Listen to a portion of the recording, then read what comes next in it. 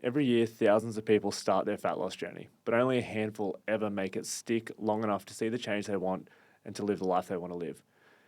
Nate's been a big part of building our Fat Loss Accelerator as a means to change that and change the standards in the industry of how we look at fat loss and how we approach it to get better results, to get better outcomes with our clients and make it as something they can stick to long term, not just a short term shred. Nate's back on the podcast this week. We're in the new studio. This is your first time in. Nate, welcome to the show. Thank you for having me back on, Jacob.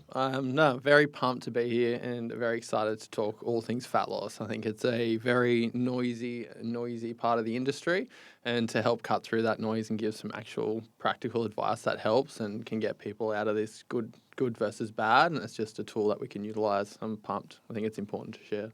Yeah, so let's start with a quick little story on one of our clients, Gav, that you've worked with for years now. Yeah. Like Gav is he's an incredible man in a lot of ways, but he's gone through a fair journey. He's lost 30, 40 kilos now, something massive to that range there. But the biggest thing is, I think it's just under 40, I think. For a guy who had never been able to make it stick before, he'd gone up and down. He's finally been able to stick at that for close to years. a year, 2 years now. What was it that made it finally stick for Gav? I think Gav represents a lot of people where the thing with nutrition is, and we'll touch on this more, and I'll make sure that I keep it to the story with Gav, is people get results through lots of different ways because the same thing applies. But what happens when people get results through lots of different means is they speak with a lot of conviction on how they got the result. And then that conviction is passed through conversation with your neighbor that lost 30 kilos from doing low carb. So it gets really noisy. So Gav had a lot of that where he would try things based on opinion and opinions with conviction, but nothing ever stuck. And the missing link for Gav and for so many other people is he didn't actually have knowledge. So if something worked, he had no idea why it worked. So therefore, it wasn't dynamic in its application. So if his life changed or if he got busy again or something happened, then he wouldn't be able to stick to whatever insert diet it is. And then he'd find himself back at square one again. And he didn't actually understand how the process worked. So it would be unpacking lots of quote unquote learnings and things like that to actually put in some education where he can utilize it, and now he can apply it to his life where he can still do the things he wants to do and he understands how this exchange works, and then he's not actually at the hands of a quote unquote diet that's special or whatever it may be. Yeah, and ultimately what this represents is like, you don't need a new diet. You need to see nutrition as a system of how to make it work in your real life, not as I'll do carnivore, I'll do vegan, I'll do intermittent fasting. Is then what are the big players? What are the big rocks in this here? And then how can you pivot around that to make it stick? And I think that's one of the big pieces that the Fat Loss Accelerator program that you've been using over the last 3 years, has it been running for now? 4 years now. Yeah. So 4 years, normally 2 to 3 intakes a year. They run for 10 weeks. Yep. And these are the big differences that a lot of the people that have seen from that there. And do you want to give a bit of a rundown of what that sort of looks like in that framework there, and what do we do that makes it actually change? Yeah, cool. So first thing is with the intake is why the person wants to lose the weight in the first place and like what's the motivating factor. Like a fat loss phase isn't for everyone, and sometimes people need to work on their relationship with food first, and then once that's sorted, we go through. And then from there, it's just, honestly, it's mainly just getting rid of the noise. So to give them education, they normally go through and they read what we've got labeled as a fat loss handbook. They go through, but to be honest, Jake, like the first thing is that, and then off the back of that is breaking down their interpretation of what good nutrition looks like or their belief systems around that have been passed on to them. Normally it's that you need to eat healthy to lose weight. Their metabolism's slow or broken, or they have a really hard time losing weight because of insert X out of their control. So it's putting them back in the driver's seat of their nutrition and their fat loss and saying that this is what matters. How we make this happen can be through lots of different ways, but these are the metrics that matter. So essentially put them into a point where they can gain knowledge, and how they gain knowledge is through tracking their calories and through tracking their protein. Then that way they can actually have informed decisions to make over a long period of time, and that's when you have people like Gav, or also people like Bella is another good example where they've lost well in excess of 20, 30 kilos, but they've also kept it off and they've been to be able to apply the knowledge long term. So we use tracking as an educational tool to understand what nutrition looks like and what serving sizes look like and whatnot. And then it's just moving away from the limiting beliefs along that 10 weeks. And obviously the accountability and the check-ins, but I think sometimes people get surprised at just how basic it is. It's like all these fancy tools or recipes and these things do not matter at all because you're not going to have them long term. All you need to know is why this works, how it works, and then how you can apply it to your life in different situations. And that's what creates the success. So let's dive into the barriers. That's something you touched on. Like, what's the mindsets, the limiting beliefs they might have around nutrition? What are the ones that seem to come up consistently when we have our clients come into this intake? The most consistent one is thinking that there's certain foods or there's bad foods or foods that are off limits and they equal like fat gain, or there's like this weird, and it's not their fault. There's this weird association with health and weight loss and unhealthy and weight gain.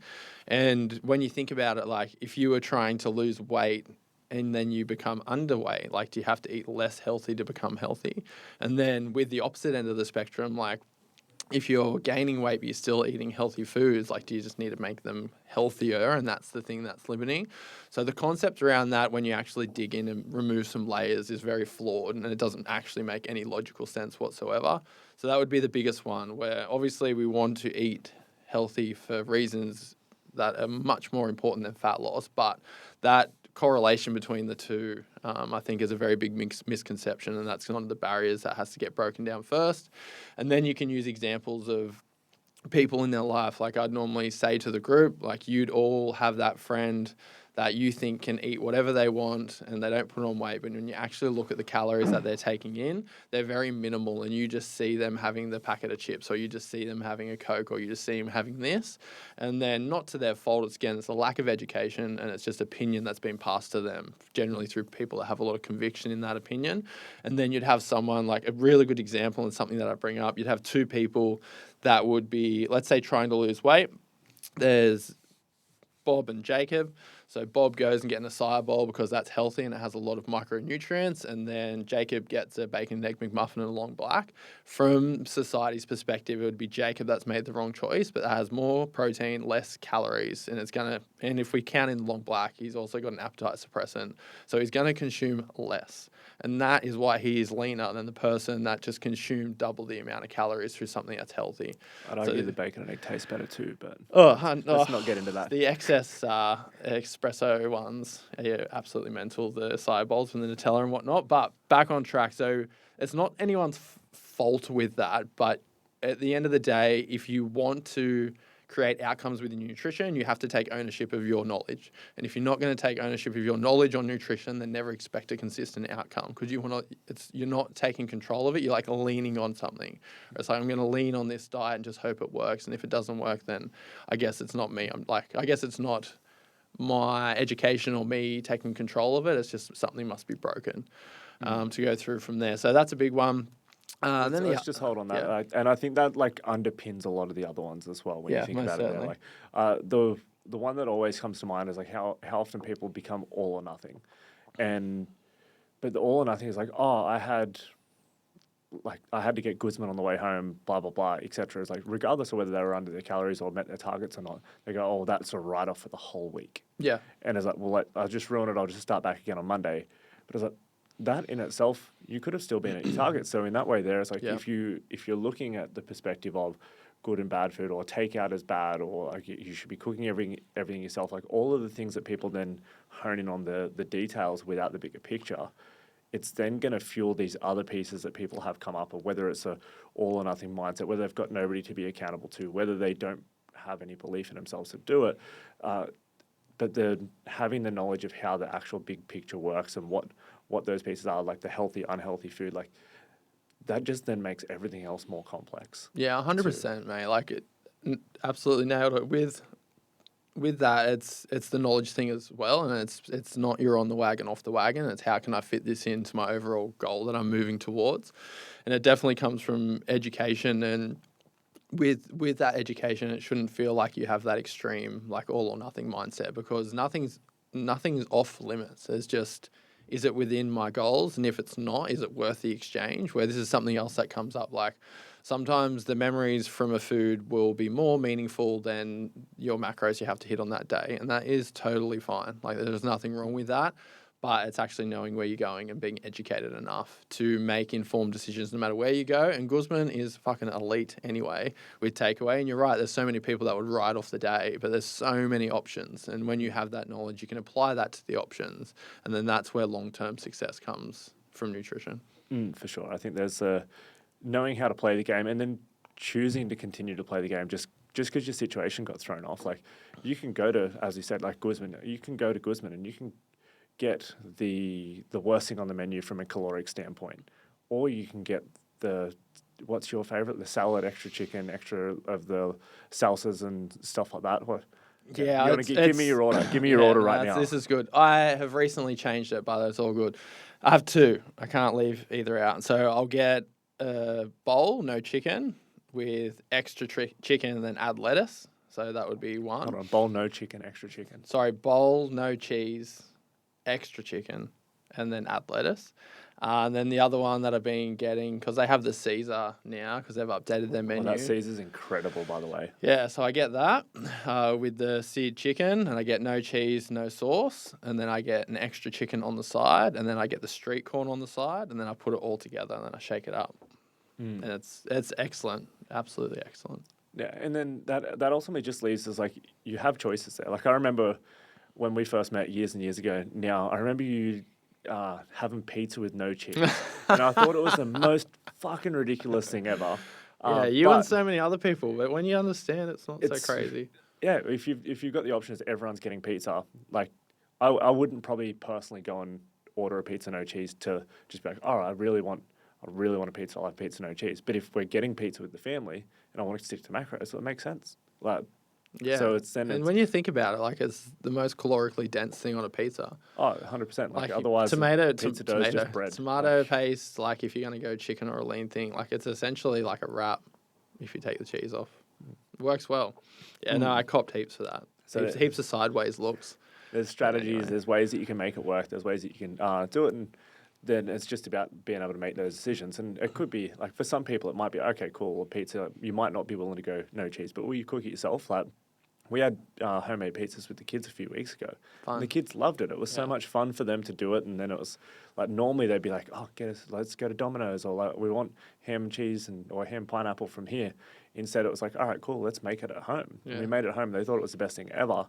And while doing so, I got to then go, all right, cool, I'll add the high protein, low fat cheese. I'll have like grilled chicken on it and veggies, and made it into something that fit the macros. And this is like being at the same time as like we're both in a shred phase at the moment there. And then the next morning I woke up, I felt better for it. I didn't feel like I'd eaten 2,000 calories in one sitting, because that's what you're looking like with a whole Domino's or a whole crust pizza. Yeah, and you had the memories too. Yeah, and I'd argue that making the pizzas with the kids is way better than actually getting pizzas with the kids. Absolutely, and they'll remember that too. So what's the format look like when we actually get into this with clients there that makes the results actually happen from a tactical standpoint? Yeah, cool. So the biggest one is making clear how important it is to actually have proper adherence and to apply it yourself. Like you can't. The thing is with caloric intakes, like we spoke about this recently, Jacob, the average person underreports, so this is when they're tracking by 500 to 1,000 calories a day. So that's up to 7,000 calories a week. That's like 3 days worth of food that they're eating that they're unaware of. And let's hold on that just for a second there, because I've got another piece there. We've made people track for a long time now. Like we've done it again and again. And I guarantee you, if you've never tracked food before, you'll tell me like, oh yeah, cool, no, I think I'm eating right. As soon as you start tracking, you start eating better. So if when you are reporting, you're already missing the gap by 600 to 1,000 calories a day, what was it like before that point? Because every single person we've ever worked with, I'm like, don't change a thing. I don't care what it looks like. You can show me the truth here. And then they're like, I had a chicken salad for lunch and steak and veggies for dinner. And I was like, what did you have the day before that? And they're like, oh, I had pizza for lunch and Macca's for dinner. And I'm like, this isn't the same thing anymore. Yeah, So absolutely. when you say that, like, and this is just to point out, people still underestimate or they how much they're having when they are tracking. What did it look like before that point? Like, you probably have zero concept of where it's at. Yeah, and it's also like it's not what goes into MyFitnessPal, it's what goes in your mouth is another thing. So it's just getting clear on the standards around it. That's the biggest thing. I think that's the biggest thing that creates the results is just the honest conversation to be like, if you want the result, this is how it happens, but you have to have that information. And sometimes you'll get pushback where people are like, oh, do I really have to weigh this thing or do that? And it's like, yes, you do, because you're never going to understand what 250 grams of steak looks like unless you do that. And only by doing that, you'll know. And then you don't have to use it anymore because you'll have the knowledge there and that will be your superpower essentially with your nutrition ongoing from there. So it's that'd be the first point to make sure that we're clear that you can't dabble in it because then if you dabble, you don't have the right data. And if you don't have the right data, you'll assume there's something wrong with you or your metabolism, but it's not that. It's just how you're actually applying yourself to it. So it's clarity and expectations, standards around that. And then once we've done that, it's allowing for that 600 to 1,000 calories where people are going to be off track. So what I've shifted to, and in the past, I would set people's calories to where I would ideally want them from what the research says and the rate of weight loss, all the other stuff. But now what I do instead is set it lower to allow for the mistakes that are going to happen that they're unaware of. So instead of just for 10 weeks telling them to get better at tracking, I know they're going to do 80% by trying 100%. And then if their weight loss is quicker than I want it to be, then I know their adherence is high, then I can put it up. And then that's generally where people start to get results. Like, okay, cool, I know if I'm on, like say for instance for myself, I'm on 2,000 calories at the moment, but I know that's probably not 2,000 calories, even though if I'm trying my absolute hardest and dedicated, it's probably not going to sit in that format. So it'll probably be somewhere close to 2,400, 2,500, and that's where I'd put my calories there. But by trying to stick to 2,000, it puts me at that point. Then that creates the deficit that I want. Then another big thing with that, and with that kind of kick up the butt at the start, people lose weight, then they have belief, and then the belief creates adherence, and then adherence creates long-term results, and then that belief in adherence cuts through the noise of all the other stuff they've heard.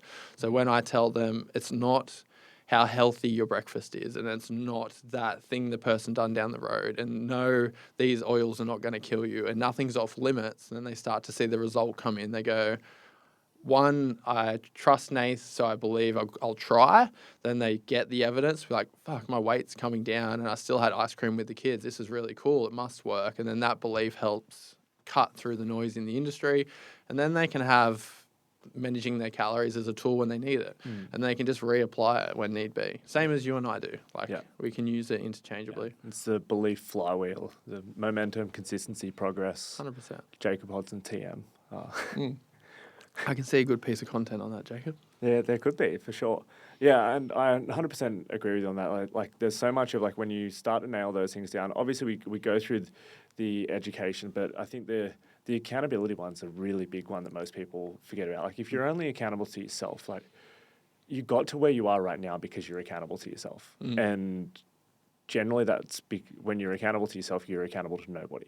It's what's Dozer say? 1 equals none? 1 equals 1. Yes. 1 equals none, 2 equals 1. So when you're looking at it that way, like, if you're only accountable to yourself, you're accountable to nobody because you can negotiate that.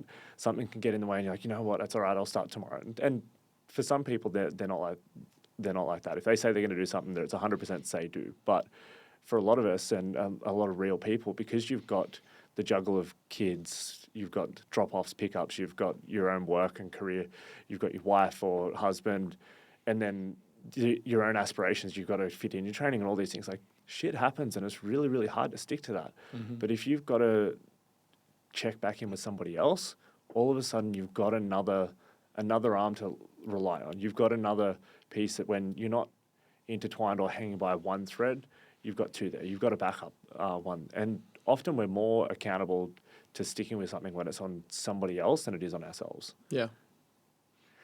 What else is the other pieces there? Like, I know one of the big things that I think a lot of... Oh, there is another thing.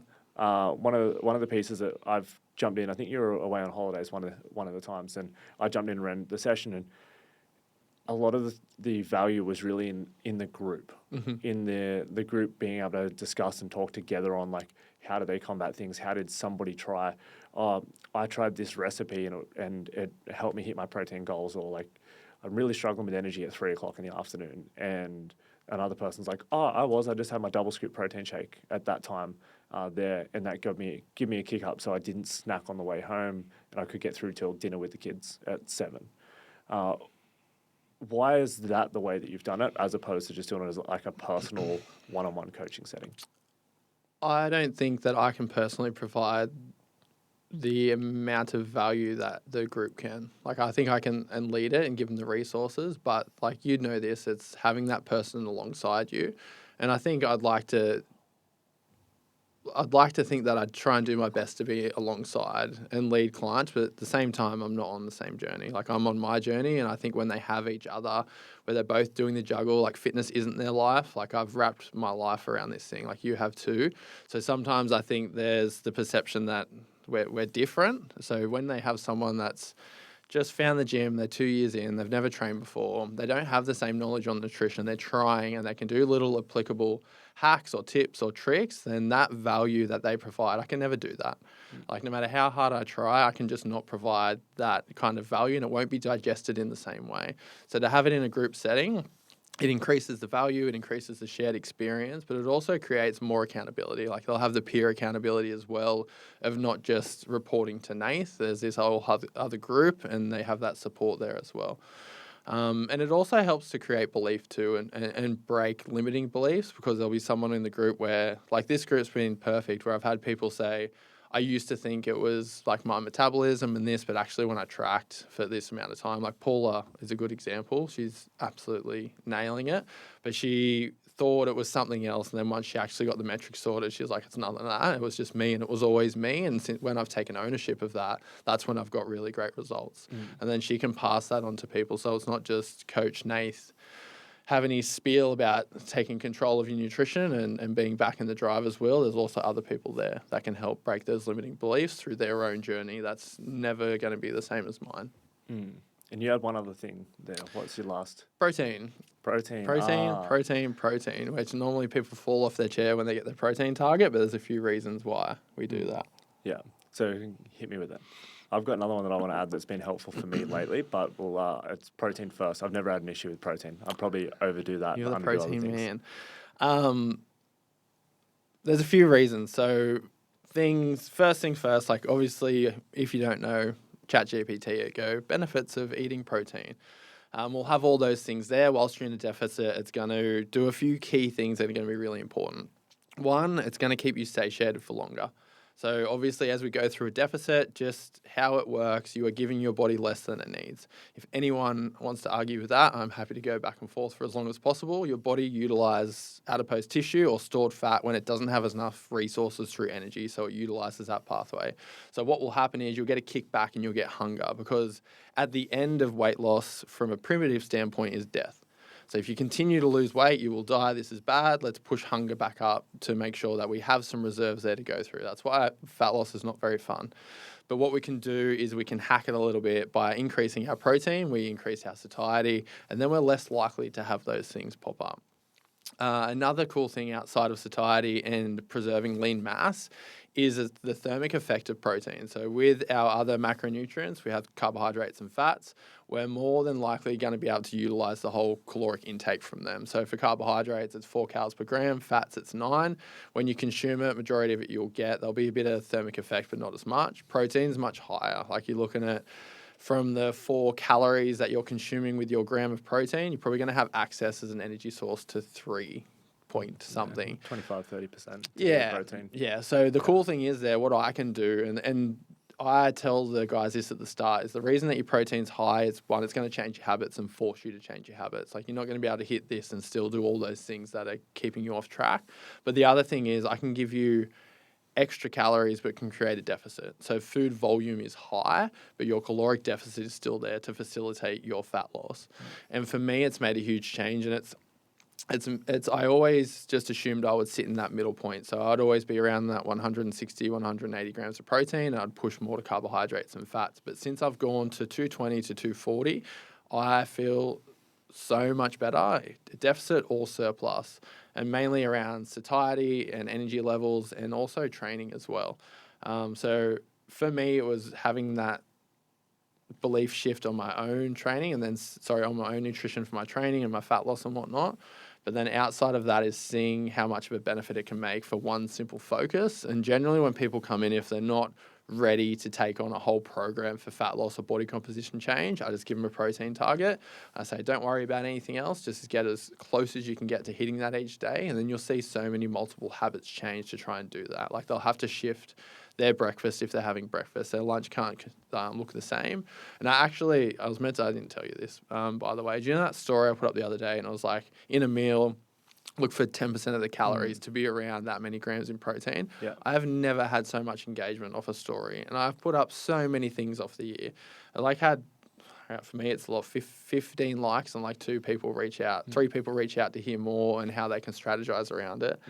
And those simple things. So something simple like that, if you're going to have your main meals, an easy way. There's a reason, like when you look at marketability of food and how marketable protein is right now, and I'm not exactly sure on what the percentage of it or whether it's a percentage or a mass number it has to be counted as for something to be classed as high protein. But in reality, it's nowhere I don't think near there's enough. anything there. Like anything. In essence, I could have ran about this if you wanted to. In essence, I believe the number should be 40%. Like if it's less than 40% protein from a caloric standpoint, then it should not be counted as that's where as a high protein. Like the common one that I think is eggs. Everyone goes, eggs are high protein.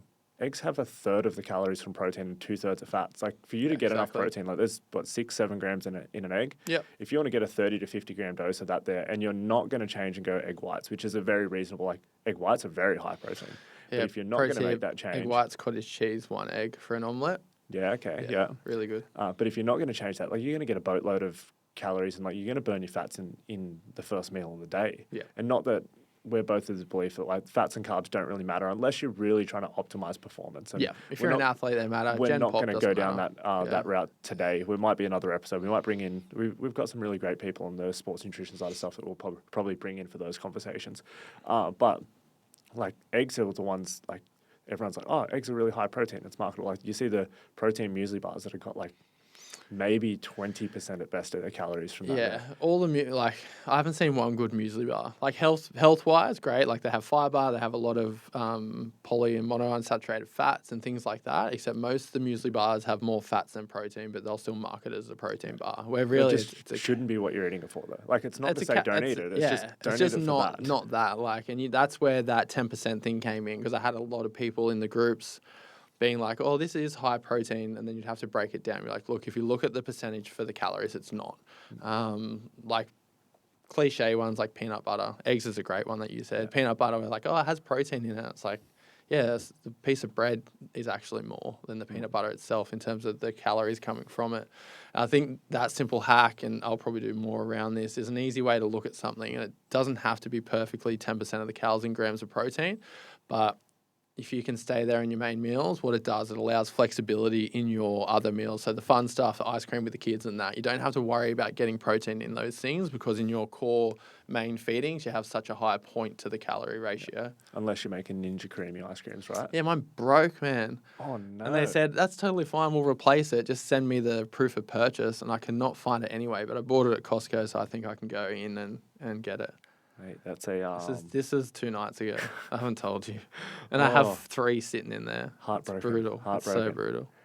All right, and I guess like you sort of alluded to it. Like my piece has actually been like fiber and veggie intake. Like food volume has been the one that I've pushed up recently, just because I like food and I want to eat lots of food. Me and too, it really hurts my soul when it's like, here is your little, anyone watching on on the YouTube, like, here's your meal that's like this big and that's all your calories that you got room for. I was like, I can't do it. I need to have like a big bowl or something. And if that's loaded up with veggies, salad, like the other day, to be able to make whatever it was that we had with the kids fit, I needed to then basically have my main meal was just steak strips, super lean cut, along with just a full half a bag of like a salad mix that I chucked a little bit of stuff in, and that was enough. Whereas it was loaded up as big of a bowl as I could possibly have, but it meant that I could then have the rest of the day I was able to eat the foods that I wanted to eat.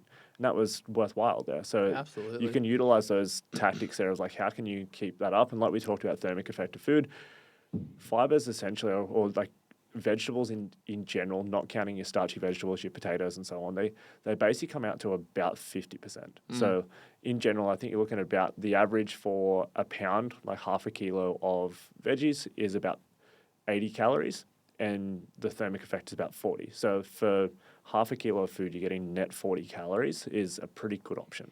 Yeah, not to mention just the health benefits of eating vegetables and fruit. Like berries are great too. High volume, sweet, really cool. Yeah. And I'm right there with you, Jake. Like I love food. I love everything about food, and that's probably why I've had to educate myself so much on nutrition, because the thing with like if I ate intuitively, I would be like 140 kilos. There is no doubt. Like I would eat and eat and eat and eat, and my body would say eat and eat and eat and eat, because I enjoy the process. I have a high energy output. I'm generally somewhat sleep deprived. Like they are all things to go consume more calories. So with the understanding, lucky me, not 140 kegs, to go through from there. We But both had chunky phases. Me and Strongman. yeah, buck 11. Powerlifting-ish. No, it was, Not mate, it was a dad in lockdown. Nothing to do with powerlifting. I fell off hard. I was like, couldn't go to the gym, couldn't do the things that I like to do. And then I just ate intuitively you were whatever I close felt to that like. when you benched 140, wasn't it? I didn't bench 140. Did you? No, you're bringing up a lot of insecurities. No, Maybe this was 135. planned for the listeners. This might have just been. No, taking never hit jabs. 140. Never snatched 140 either. Cleaned it. Cleaned it. That'll count. No, but All right. it's strong mile next year. There you go. It is on the Power 12, mate, so it's got to happen for a... Yeah, no, I'm excited. It's the only one left. So let's land this plane. Yep. What's somebody expect when it finally clicks? When they get this right, what can they expect over not only just a 10-week time frame, like how much weight do they lose, but what happens with them as a person? How does it change their life? I think they're not as they're like I said before, they're back in the driver's seat with it, and they get to make informed decisions. And then at the end of the day, it's their decision to make. I think what it does for people and the things that I've heard back, like it helps eliminate guilt with food, because it's not bad. It's just food. Like food's food, and what you do with it is up to you. But if you have the information to make your decision, you'll feel informed. So it's making informed decisions that you're moving towards. And sometimes that's an experience. Sometimes it's a body composition goal. Sometimes it's a performance goal. And it's not for me to say what one it is. Like it's up to you, and whatever that is totally fucking fine. It doesn't matter too much, but at least you know you have these tools here to apply to each situation. Like nutrition's complex. One, like I said before, Hod's, because it's noisy. There's a lot of opinions with conviction, but they're not facts, but they're believable because people speak with so much conviction.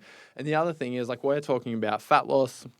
We obviously touched on the performance side as well, and the memory side, social side. Like nutrition is so intertwined, experienced socially, culturally, and it has all of these. It's just so multifaceted. So I think when you can peel it all back, and the simplicity of like there's calories, there is protein. If I'm not an athlete, fats and carbs don't really matter. I'm not going to bother too much about that. I'll just go with preference. It simplifies this very complex thing, and then the simplification of it makes it feel as though it can be absorbed, then utilized, and then reapplied to everyday life. So I think to wrap it all up, I think if you're having trouble with your nutrition, you can obviously reach out and you can DM or comment the Fat Loss Handbook, or just reach me directly, because I just like cutting through the noise as well. Like I genuinely just like having conversations about it. But it's kind of up to you to educate yourself. Like you have to take ownership of it. You have to educate yourself, and it might not be to the in-depth as having a caloric target or whatnot, but it's just moving away from the bullshit. So it's like I'm not going to get my nutrition information through the latest trends.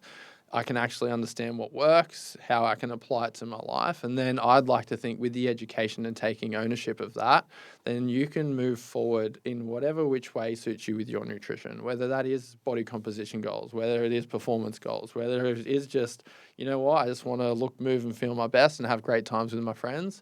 Then you can do that, because you won't feel like you're on this zigzag, on track, off track, that was a bad meal, or I shouldn't have had that piece of cake, or I'm going out with friends, I'm nervous about my goals. Like if you understand it, you can do all those things, and it puts you back in the driver's seat, and then you can make the choice depending on where you want to go. Love it. And I think that's a great way for us to wrap up there. And it's great being able to see the journey that so many of our clients have been on as they go through that. If you guys are listening and you do want a copy of the Ultimate Fat Loss Handbook, the one that Nate's talked about here, the one that our Fat Loss Accelerator gets in their very first day and they go through, just send us a DM on Instagram at Newstrength HQ with the word Fat Loss Guide, words Fat Loss Guide, and we'll just send you guys a copy straight through from there. That's it for us now on the Newstrength Way podcast. We will be back next week. Nathan and I are talking about push, pull, and pivot, how to balance the juggle of recovery, the demands of life, and all those things together. So we'll see you guys then. Thank you.